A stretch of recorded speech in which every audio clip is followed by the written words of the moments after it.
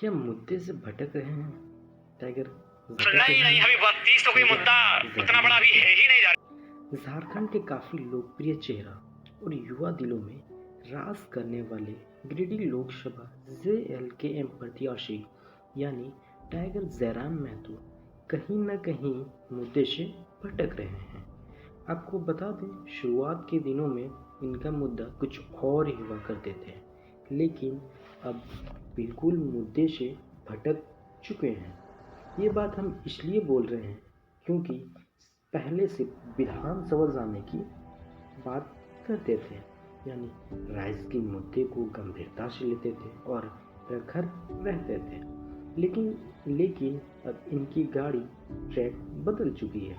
राजनीति के चक्कर में भाषा आंदोलन के तुरंत बाद ये खतियान को मुद्दा बना दिए और जोर जोर से 1932 खतियान लागू करो का नारा लगवा दिए हैं और यही कहते थे कि भाषा तो एक फौज है, असली लड़ाई तो खतियान की है।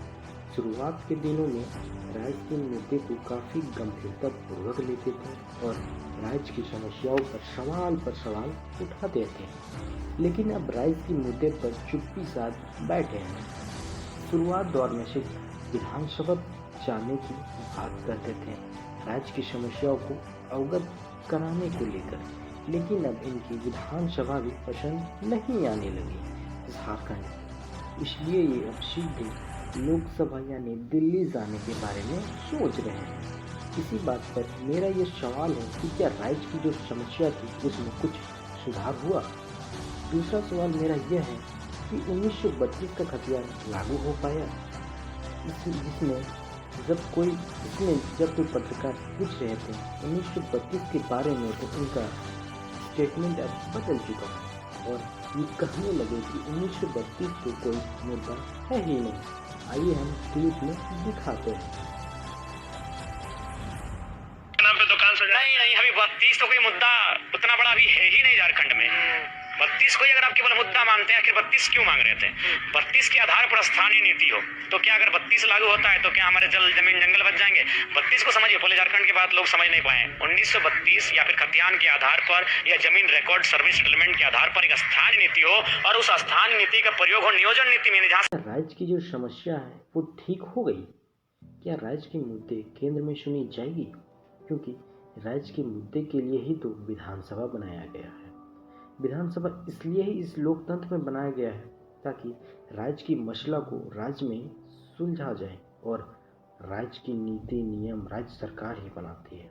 छाती पर संविधान लेकर घूमने वाले टाइगर को क्या इतनी सी जानकारी नहीं है, या फिर सिर्फ अपनी राजनीतिक रोटी सेकने के लिए झारखंडी जनभावनाओं के साथ खिलवाड़ कर रहे हैं, सिर्फ अपनी स्वार्थ के लिए?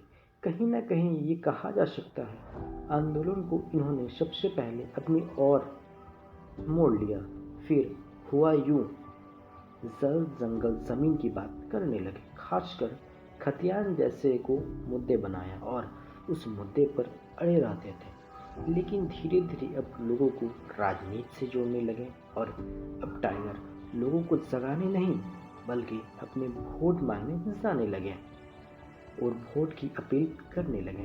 अगर आप झारखंड के इतिहास पढ़िएगा तो आपको पता चलेगा झारखंड में हमेशा झारखंडियत और 1932 के नाम पर राजनीति होते आया है।